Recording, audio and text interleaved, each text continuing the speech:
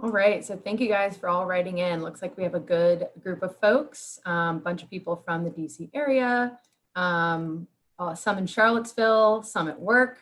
So we really appreciate you guys calling in today. We are ready to get started in just a second. So first of all, I wanted to let you guys know that the program is being recorded today. So, oh, there we go. We have Ben on. So first of all, just a few housekeeping items. It is going to be recorded, so it'll be posted on the club's website after the event. Also, thank you so much to everyone for submitting your questions ahead of time. We really appreciate them. They were great all over the map. So we've definitely incorporated a lot of those into today's interview. If you did not get a chance to submit a question and you have one, please feel free to use the Q&A feature on today's webinar. And also just to let everyone know, the only audio and visual that you'll see is from the panelists. So any questions that you have, definitely feel free to shoot those into the chat. So we will go ahead and get started. My name is Lauren Critchie. I was the class of 2014 in the Batten School, and I'm one of the co-chairs for the sports committee for the UVA Club of DC. So I'm joined by my co-chair, Ben Gomez, class of 2011 in the college, and he'll be leading our interview today with our other Ben, which is the one that I think you guys probably joined to hear from today. So as most of you likely know, Ben Olsen was the class of 1999, is the current head coach of DC United and held the title of being the youngest head coach in MLS history when he took over 10 years ago in 2010. He has had quite the illustrious college, professional, and international soccer career. So at UVA, he led the Who's to win an ACC championship, was named ACC Tournament MVP, and was the 1997 Soccer America Player of the Year.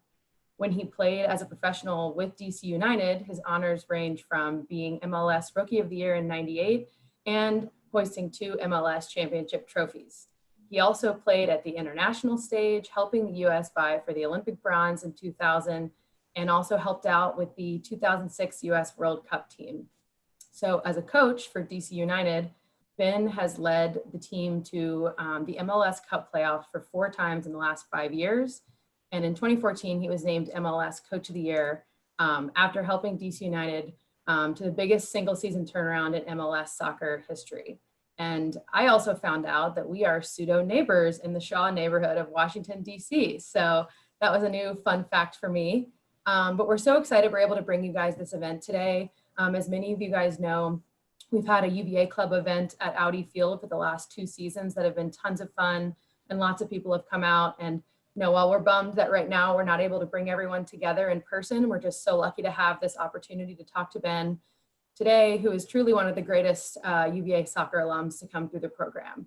So without further ado, I'll turn it over to our DC Who's, Ben Gomez, to hopefully we won't get too confused between the two today, and we will get the conversation started. So thanks, Ben, go ahead. Thanks, Lauren, I appreciate that. Sorry, Ben, for the technical difficulties. I think we're all living in this new normal, so I appreciate you being flexible. I appreciate. Sorry, guys. Yeah, we're living in a new world. Each one of these Zooms is another adventure for me to actually learn computers. I didn't take enough computers classes in Charlottesville. Sorry. Thanks for having me on, everyone. I appreciate it. Looking forward to maybe, again, today just having a little chat. Thank you for the introduction. You made me sound very successful. That is a little bit of a tough act to follow. And, but I'm all yours for whatever time you want. And if you want to learn a little bit about what I'm doing, I know some of you I've met as you guys continue to support us here at Audi Field and come once a year. And I always enjoy having that catch up over the last several years with UVA alum. And yeah, I don't know, Ben, what do you got for me? Yeah, sure. No, we appreciate you taking the time, and kind of just wanted to start out, how are you and the family doing, with this kind of new normal over the last couple months? I know it's been kind of a dynamic time, with the season starting and it having to be paused, and, but just wanted to start out and see, are you and the family doing all right, and everyone's safe? Yeah, we're doing fine. We're doing, again, I get that question a lot, and I can't complain. they still pay me. We eat well, and I get a lot of family time. And so, I'm in a wonderfully lucky situation still. But I'm extremely, empathetic and understanding of there's a lot of people that aren't in my shoes right now during this time that, and try to do my part to help in some other areas. But yeah, as far as my situation, it's, I'm one of the lucky ones. I would also say that, I've been doing this for 10 years.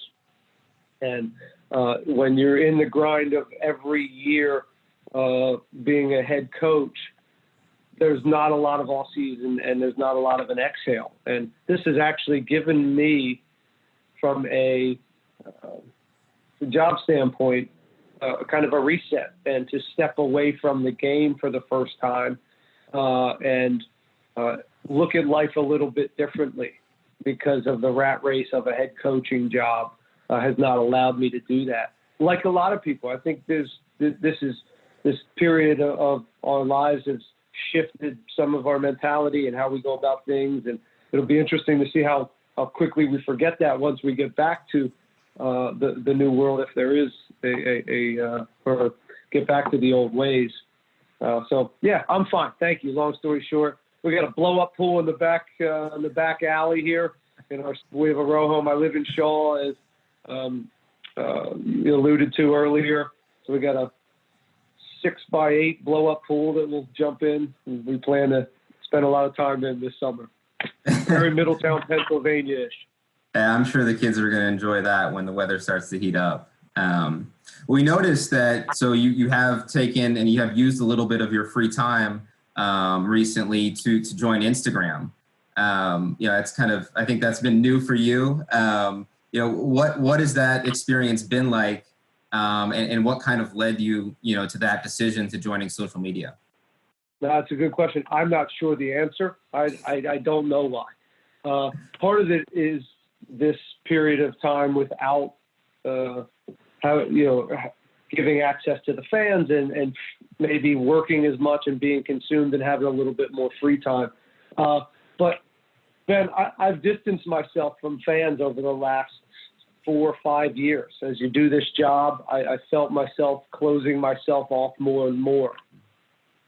And 2020 has been a really interesting year for me with family, my extended family. I've had my sister has got news of cancer, and there's just a lot of things that popped up in 2020 where I'm a little less guarded about who I am and being a little bit more okay about how I go about my job and exposing myself more to people. And it's also a little bit of an experiment. Social media is here to stay, and to understand it, what all my players are going through, and to think like them, as I'm always trying to kind of, especially as I get older and the next generations come through, to understand them a little bit more. I think maybe that will benefit me understanding them going through this. And it's a honeymoon now. It's easy because I haven't lost a game. And, when the heat of the season comes and you lose a game or two and, 80% of the comments and the negative energy on that will start to pop up. And that's a different animal. That's something I haven't seen. How I go about that. Do I engage in that, or do I even read it? Most likely I won't be giving that too much thought during that time. But I don't know. I just felt like I wanted to check it out. And you can always shut it down if it's, it's not for me. But I've enjoyed it so far. And hopefully the people that are engaging with it have also enjoyed it. Yeah, and hopefully you'll have a few more followers after this call to kind of follow your stories. Kind of along those lines of understanding, I mean, you kind of talked a little bit about, how important and meaningful it's been to live in Washington, D.C. proper kind of throughout your time, as a player and now as a coach. How impactful has that become for you, with the current events, and kind of what lessons are you taking, from it that whether you pass down to your kids or the players? You're referring to the Black Lives Matter stuff Correct. going on, or just district in Just general? in general. Or COVID? I mean, nothing in particular, but just in general, just everything going on across the country. I'll start by saying I'm extremely proud of this city right now, and I'm really, really happy that my kids are being raised in Washington, D.C., and that they are getting to see this movement, very, very close to their home, and being able to march and take bike rides to see what's going on. I think it's just, again, they don't know it yet, but this is a really neat place to be, and to see what's to be involved and feel the energy and how dynamic this city is right now. Again, I think is something that is they're going to benefit throughout their life. Explaining to them what's going on has been difficult, and trying to be honest and sincere in this, why a lot of this is going down, but also treating them like children and making sure that they're getting the information in the right way has been a real challenge for me and my wife. Dealing with the players in this moment, and our organization, and how we go about changing our organization for the better, and not getting caught up in necessarily the hype of it all, but focusing right now on how we can change our what we do at the club to just be better in a whole bunch of different areas, right? Yes, okay, the COVID, but in particular, the Black Lives Matter movement. And then with the players in particular, spending a lot of time listening, and they're the best ones right now for me to sit down with and listen, and have them share stories and their views on what's going on in society. And I've really enjoyed that. I live in Shaw, which is old Black Broadway. So there's a whole bunch of layers here with gentrification. Gosh, we can go on and on. But making sure I'm a good neighbor and listening again and educating myself a little bit more has been uncomfortable at times, but I think fruitful. No, I appreciate you sharing that, and it's definitely been, a dynamic time for all of us, and I think we can all relate. Well, let's turn back the clock a little. Let's switch to soccer, and go to UVA here. So knowing that you played for Bruce Arena growing up in Pennsylvania, what went into your decision to attend UVA? What was the recruitment like, if any, or it was just a simple, hey, Bruce is there and I'm going to go? Well, it was two things really. It was Bruce. I connected with him as a 14, 15-year-old playing for him in the regional team, and had a trip overseas to England with him, and always loved his demeanor, his humor, the way he went about his job. And then it was that they had just won 4 national championships. It was the best program in the country, and they were interested in my services, and that was flattering. And the combination of those two really were, I think what separated me from going there to rather than Duke or Harvard or Rutgers. And there's a few other schools that were on my list there. But then you also added, it had a little bit, it was the best of everything. Best soccer, best coach. And for me, it was, I think, the best education that would have fit me at the time.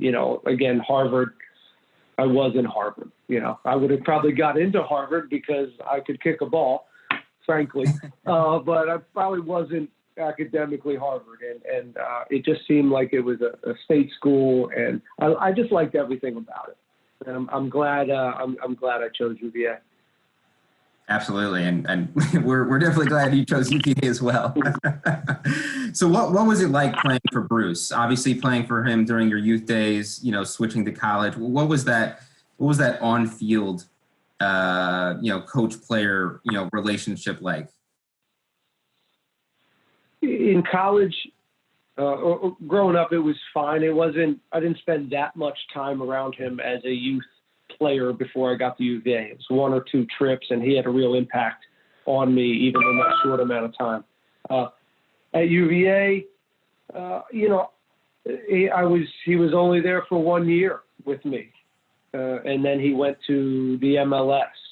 But it was a great year, and I learned a lot. And he was tough on me, but also still loving, and he had a great humor about him.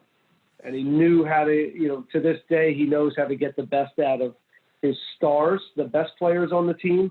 And he also, whether it's the young player or the guy at the end of the bench that maybe not the most talented player, he knew how to simplify those roles for other players. And again, across the board, just get the best out of players. And when you can do that with your best players, and you can do that with player number 22 that comes in a few games a year and does his job, that's a very, very impressive thing to do as a coach. And you guys all know that in organizations where you have your star and, sometimes there's some ego there, and how you get the best out of that person, whether it's David Beckham or Marco Echeverri or Jaime Moreno, John Harkes. These guys were, these are big names and big personalities, or Landon Donovan. But Bruce always got the best of those guys. And then there would be guys playing on Bruce's team that you'd be like, how the hell is that guy on the field doing the job? You're like that. So that's always been, I think a good recipe for him. And again, super loyal. Boiled the game down, boiled a complex game down for players like me that needed it boiled down to a few real simple, simple things that you should do to be successful. And as a player, that's ultimately what you want. You want a coach that I think treats you in the right way as a person, or as a manager, treats you in the right way as a person, is honest, and shows you that if you listen to him, that you can get to where you want to be. Right? You can get better, and I can become a pro soccer player if I listen to Bruce. He had a good combination of that. No, and now obviously, coaching against him in MLS, I'm sure it kind of brings it full circle. So knowing that you've had, a lot of memories, playing at UVA, and with the 30th anniversary of Klockner Stadium coming up in 2022, does any one moment kind of stick out to you, while playing at UVA? It doesn't necessarily have to be on the field, can be off the field as well. But I wasn't sure if anything kind of stuck out from you in your 3 years there. The ACC championship wins, we had 2 of them when I was there. I only ended up playing, for those of you who don't know my story, I left UVA. I was there for a 1 year. I played, did a full year, and then I did another full year, and then my sophomore, I took a year off. I think it was maybe my sophomore year. I took a semester off because I went out to California to play with the under-20 national team. We had a youth World Cup that they wanted everybody to go prepare for. So my time at UVA was 2.5 years over the span of 3 years, where it was 3 seasons. And then I went pro to go join Bruce at DC United. The ones that stick out of the ACC tournaments, one where it was one of those games where it was just my day. Everything worked out for me. Scored a few goals, and we beat Maryland. And we had one as well my rookie year. My my first year. It was a great team. But the ones that root my memories, unfortunately, at UVA are the losses. You go into a team that won 4 national championships, and you walk away after your college career with 0 national championships. That's a tough pill to swallow. That was a really, really difficult thing for me to deal with. And I wrestled leaving college because of that. And I lost in the finals and I lost in the semifinals. In my sophomore year, we got knocked out early.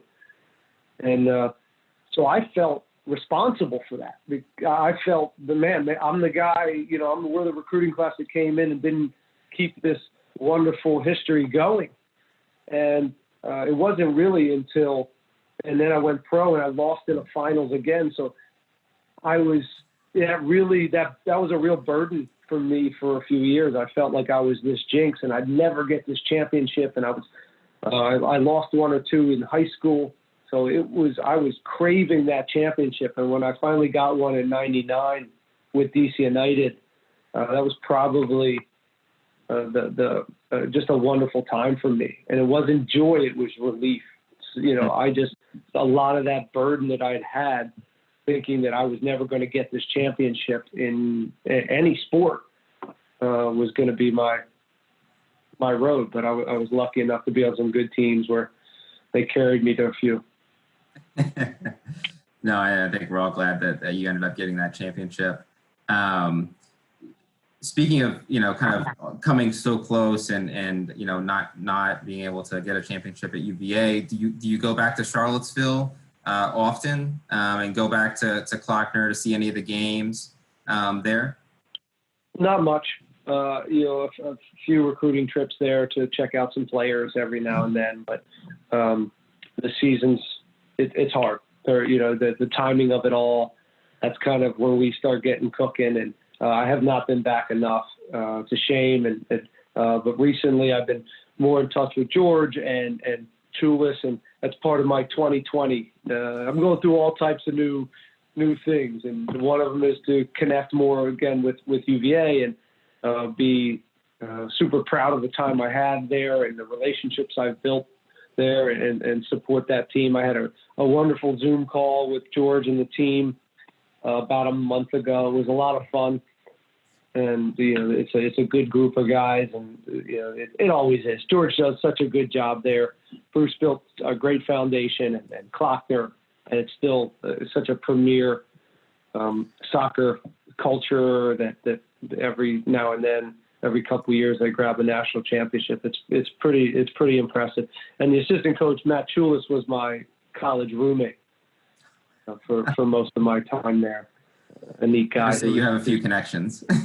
Yeah, behind the scenes, he's doing a lot of work. And I'm sure George, when he's, in 30 years, when he retires, Chulis will take over.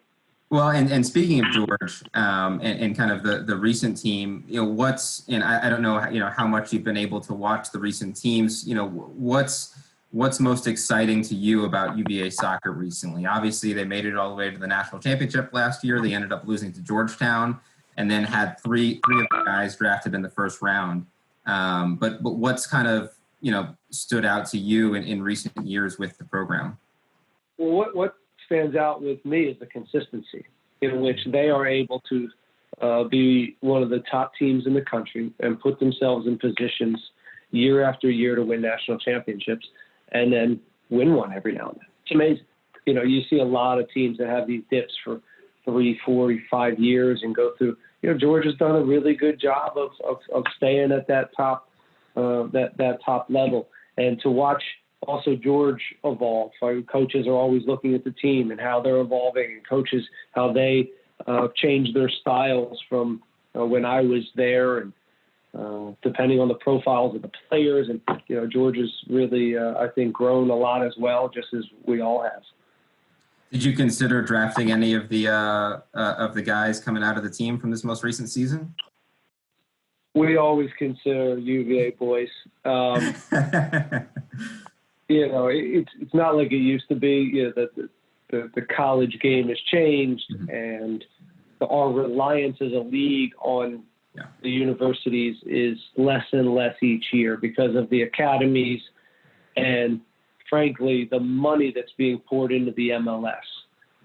So there's a different level of competition now. It's still super relative, and every year a college kid comes out and surprises everyone and does well, and so it's still very, very relative, and we still watch the college game. But each year, it's changing. Absolutely. No, and it's been pretty dynamic over the last couple of years, with the academy system and adding more teams to the league. It's been exciting to watch. So getting back to your career, what was it like? You mentioned a little bit, possibly wanting to stay at UVA and bring back a championship. But what was the feeling like being drafted and becoming a professional in the sport you had competed in your entire life? I know MLS has grown a lot over the last 20 years, but I'm sure that feeling of having your name called and saying you're going to play for DC United is pretty special.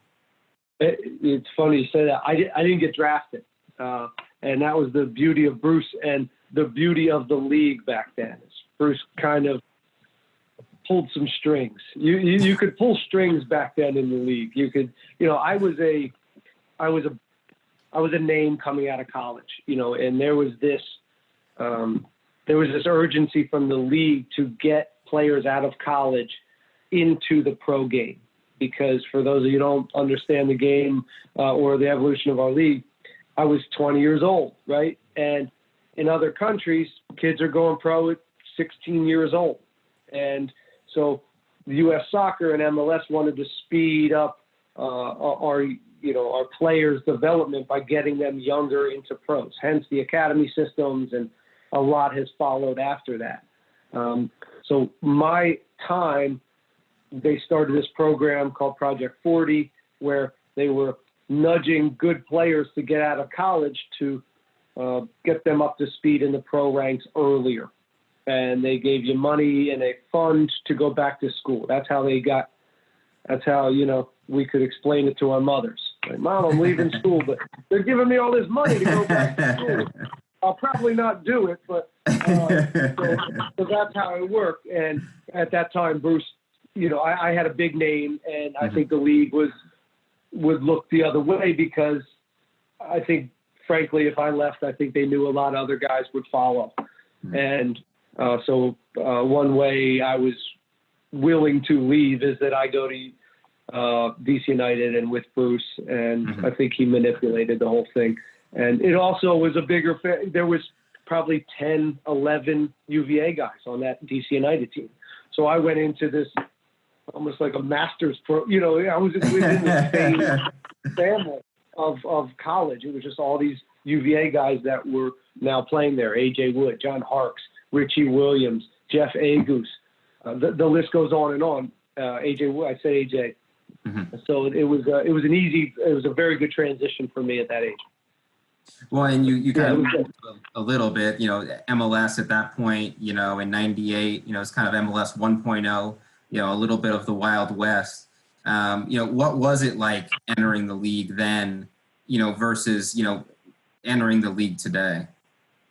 I'm a product of my path, right? I guess we all are, but I'm here today because I was lucky in that I followed, I think, the right path, and going to UVA, picking the right school, the right atmosphere, and then going to DC United, and not only being a part of this, some of the best teams this league has ever seen, but the culture that was there.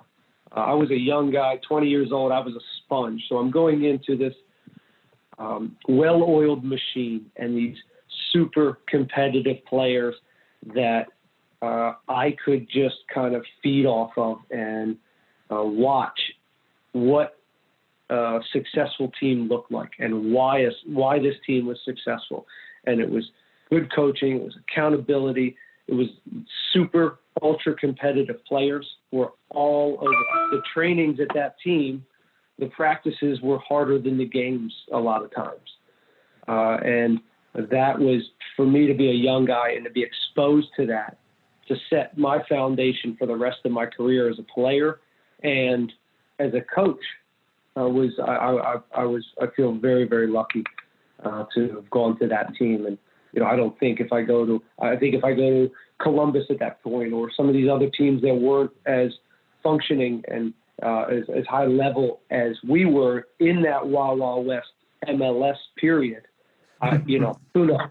I could have been a bench player and I out of the league in 3 years. I don't know, but I know I went to the right environment. Yeah, no, we're glad it all worked out, and especially with you having such a long career and hopefully many more years to come. And kind of during your playing days, you had the opportunity to play overseas for Nottingham Forest, on the international level. What was that like? And for kind of young American players, today, looking to play overseas or domestically, how would you approach that? I know it's it's kind of evolved over the last 20 years, with American players going internationally. What do you see from your experience, to today's American players? Well, my experience was wonderful. Even though I ended up breaking my ankle there 3 months into it, and which derailed my career in Europe, and I still don't regret it because I got a taste of European soccer, and it was amazing. It was an amazing 2-3 months, and even if even though I had 5 surgeries right after that, and again, I slowed down, and I never really got to probably my full potential as a player because of that. It was still something I don't regret because I got to take a look at that. Now, the MLS was different back then. The MLS now is a serious league, and it's a great place to develop your game as a young player. It's a great place to even be a stepping stone to Europe. So that wasn't necessarily the case back then. But at a certain point, an Alphonse Davies or a Gio Reyna, they got to go. They have to push themselves to the highest level that they can play at.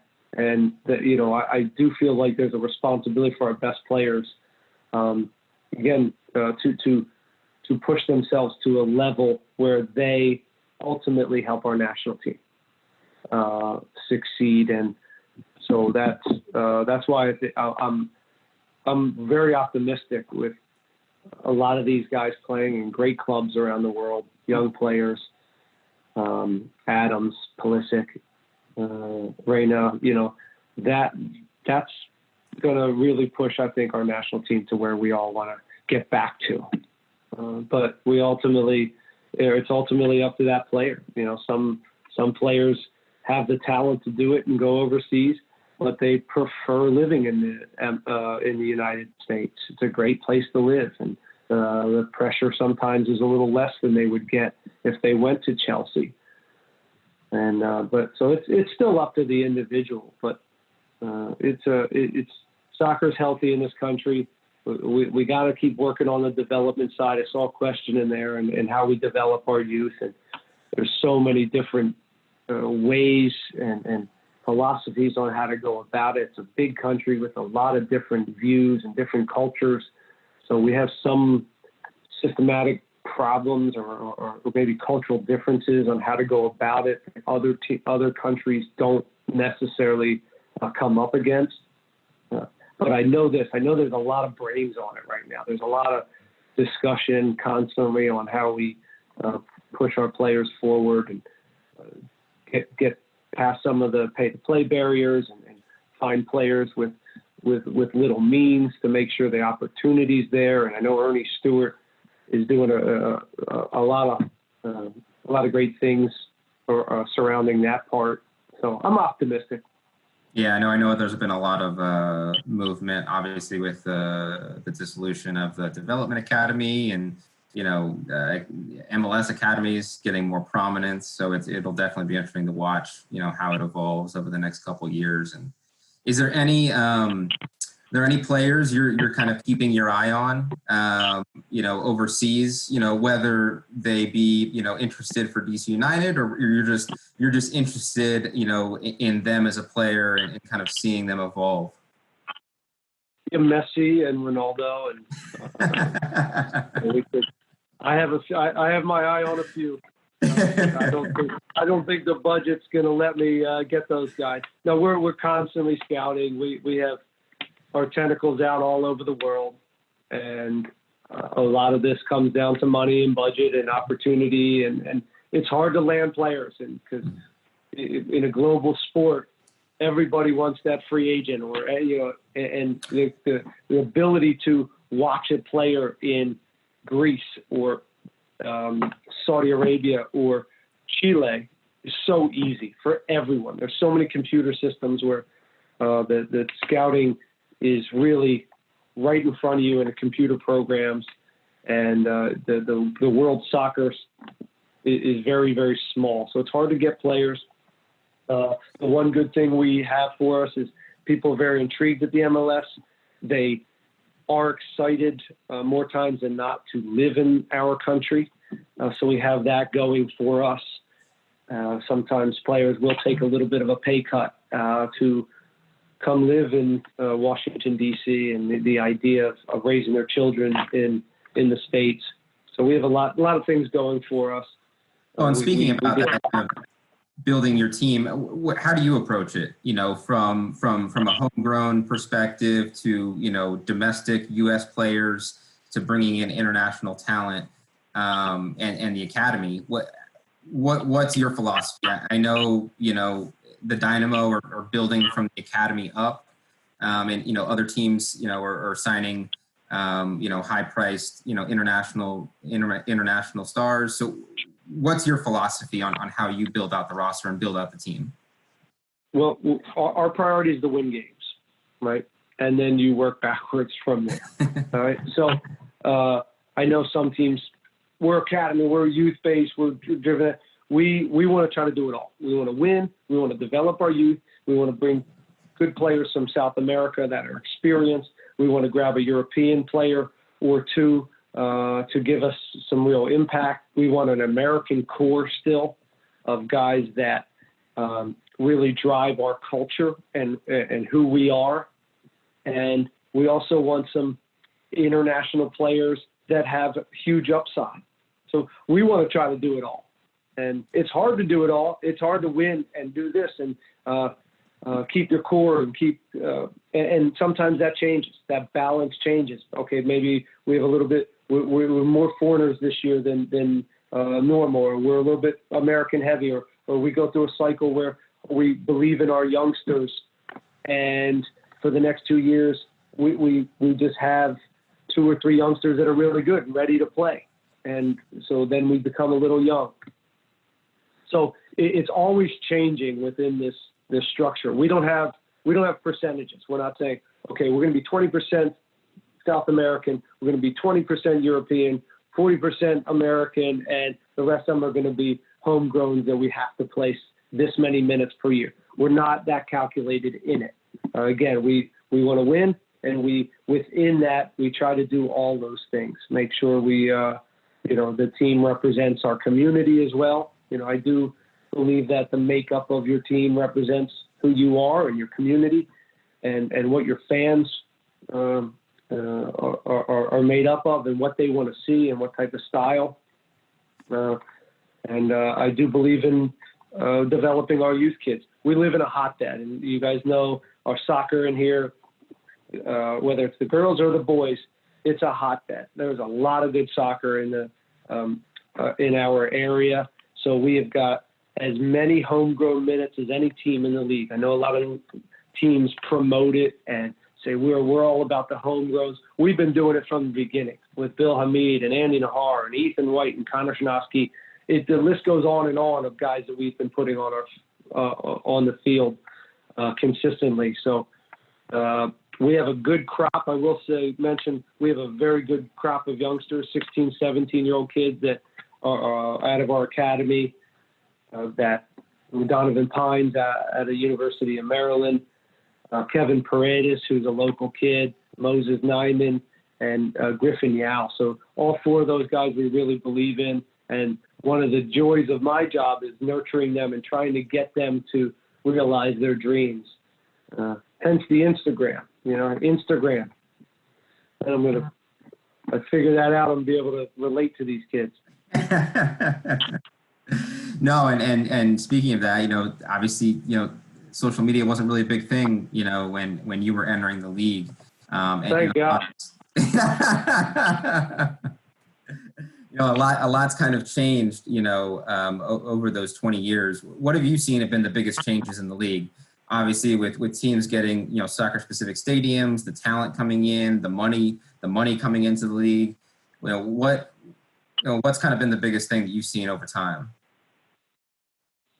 I get this question a lot as well, and I always cop out on it. It's not one thing. It is the infrastructure. It's the academies. It's the money to players. It's the quality of the homegrowns. It's the infrastructure of your academies. It's the hotels you stay in. It's the quality of food. It's everything. Everything just keeps on being pushed, and the television viewers and the marketing, the money, everything has changed, and it's been I'm really humbled and lucky to have seen all these little steps. Right, 20-something years. I've been 10 as a player and 10 as a coach, to see this evolution and to still kind of be hanging in there and be a part of this.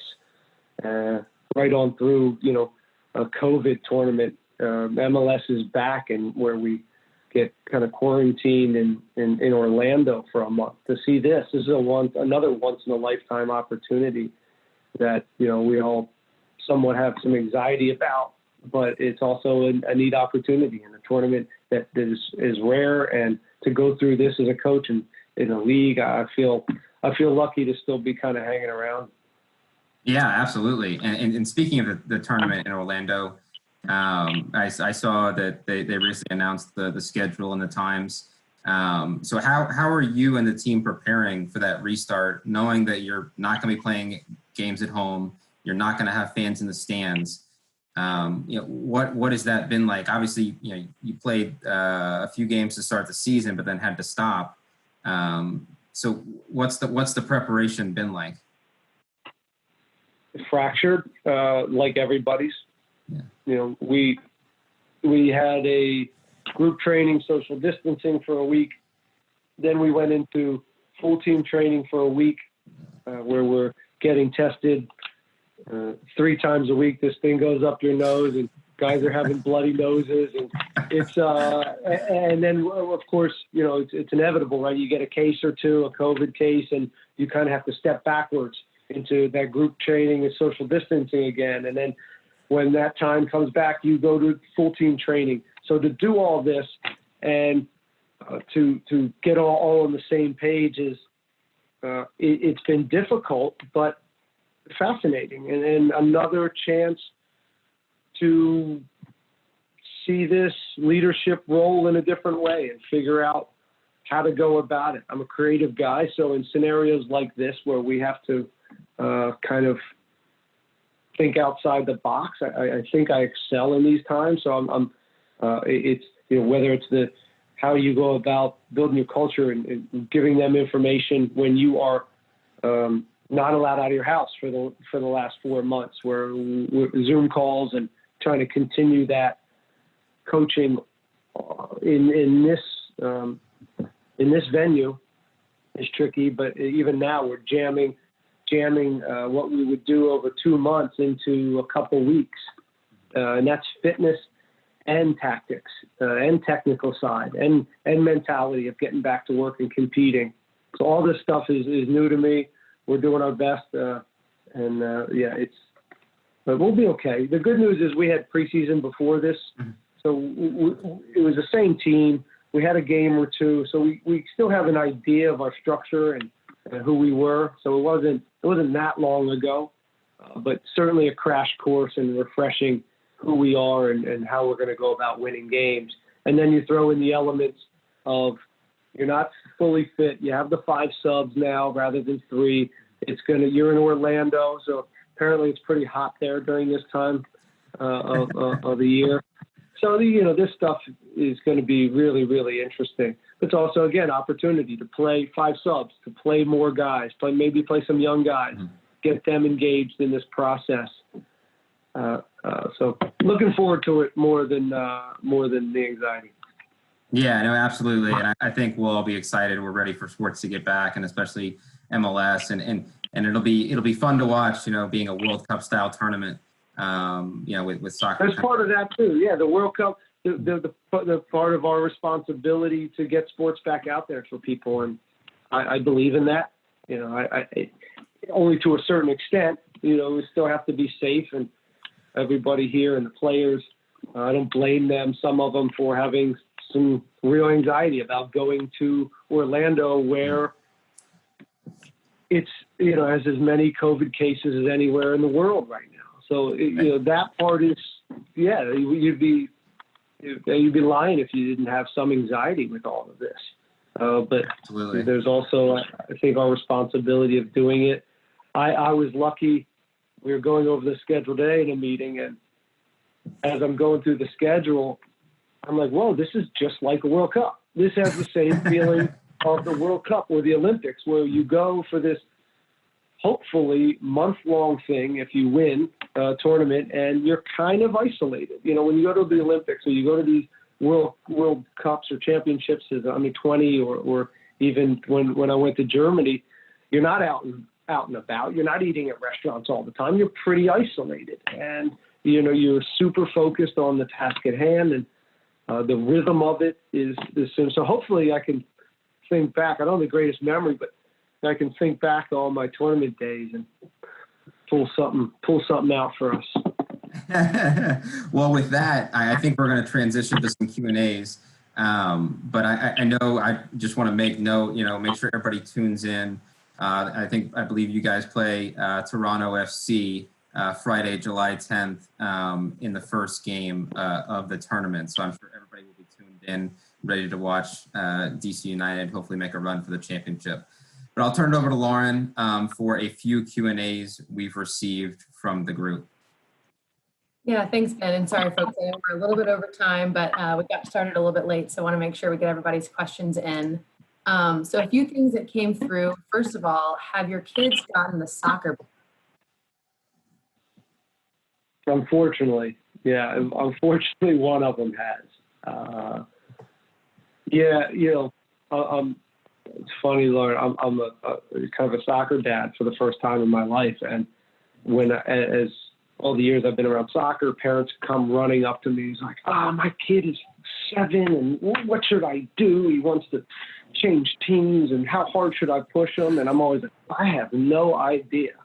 Like, don't come asking me. I haven't gone through this yet. So now I'm going through it, and I see for the first time, like, how crazy this is, and how crazy pushing your child, but also having him or her enjoy the game. And,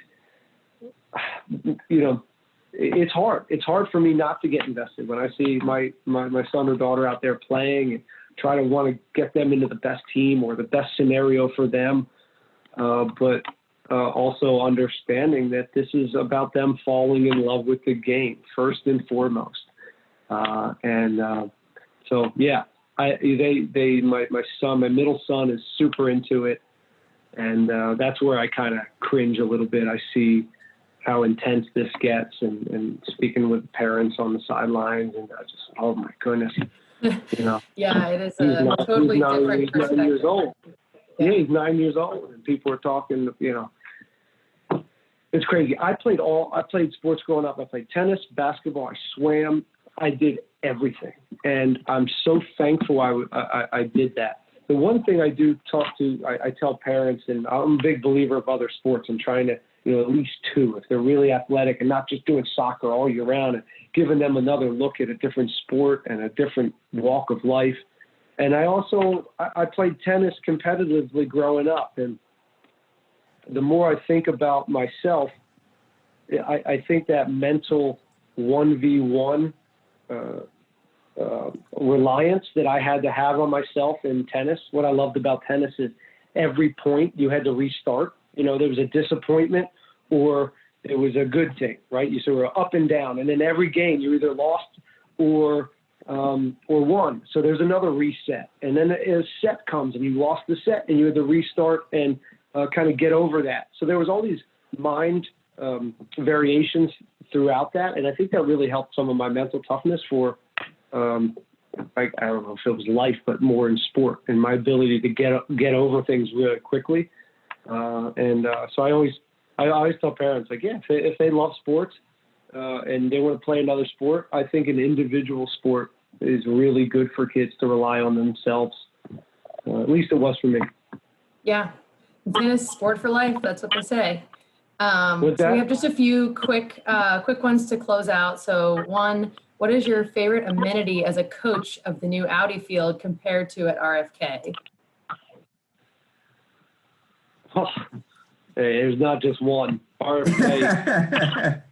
Yeah. It was, you know, it was on its last legs. It's a wonderful building. I love it so much. It's like, you know, some of my greatest moments in life were on that field, and I love it. I love it.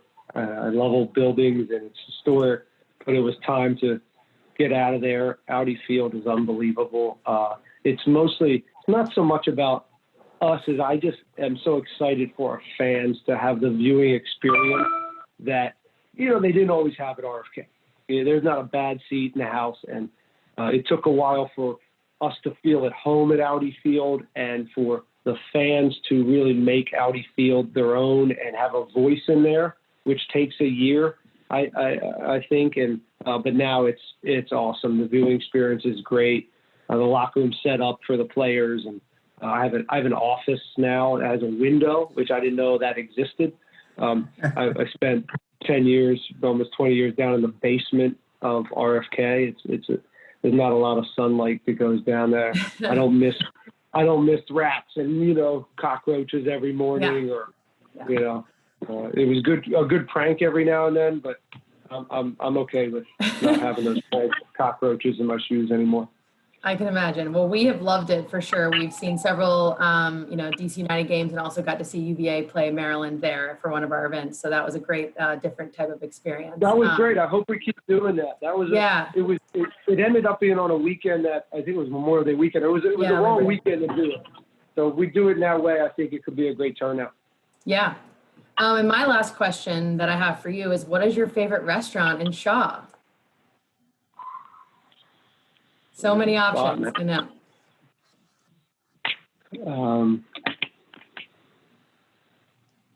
Man.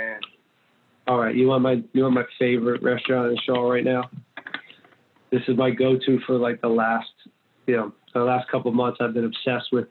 I'm gonna maybe say this wrong. Is Abisha. It's an Ethiopian restaurant. Mm-hmm. And it is, the line's always long, and it's amazing. It's amazing. It's not really a restaurant. It's a great place to call and pick up and take home. But yeah, I don't eat meat, and they have a great vegetarian big platter that I go to town on. And but there's a lot of good stuff. And they're all struggling right now. So I'm trying my best to still kind of support everybody and in the Shaw area, because there's a lot of places hurting. But yeah, that's the spot. If you haven't tried that, go check it out. Oh, and DC noodles and rice. Yep. Yeah, those are another good one. That's my neighbor. He runs those, and he does such a good job, and he's a lovely guy too. So we try to support him as much as possible. Awesome. Well, I will definitely have to check that out soon. So many good options, but I know we're a little bit over. So Ben, on behalf of the DC Who's, thank you so much for your time today. We really appreciate it. And we know how busy your schedule is, and good luck to you and the team in the upcoming tournament. We're looking forward to watching. We're looking forward to following along on your Instagram, of course. So thank you to everyone else who joined today. We really appreciate it. We hope you enjoyed this. I know I did and got a lot out of it. So everybody have a great day and go Hoos. Thanks, guys. I appreciate it. We'll see you at the games when this all gets, this blows over. We'll see you at the games and we'll catch up again. Absolutely. All right. Thanks, Ben. We Thanks. appreciate it.